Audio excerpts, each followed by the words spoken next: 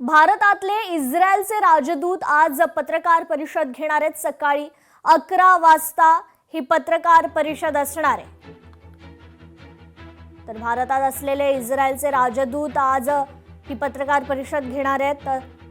सकाळी 11 वाजता या पत्रकार परिषदेचं आयोजन करण्यात आलंय।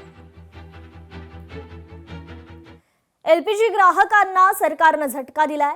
केंद्र सरकारच्या पेट्रोलियम मंत्रालयाकडून नियमात बदल करण्यात आले। पाईपलाईनने गॅस पुरवठा होणाऱ्यांना आता सिलेंडर मिळणार नाहीये। दोन्ही कनेक्शन असल्यास सिलेंडर परत करावा लागणार आहे। पेट्रोलियम मंत्रालयाकडून अधिसूचना जारी करण्यात आली आहे। पीएनजी म्हणजेच पाईपद्वारे गॅस पुरवठा सुरू असलेल्या ग्राहकांना आता एलपीजी गॅस सिलेंडर मिळणार नाहीये। ज्या ग्राहकांकडे दोन्ही गॅस कनेक्शन आहेत त्यांना आता एलपीजी गॅस सिलेंडर परत करावा लागणार आहे, असं अधिसूचनेमध्ये स्पष्ट करण्यात आलंय।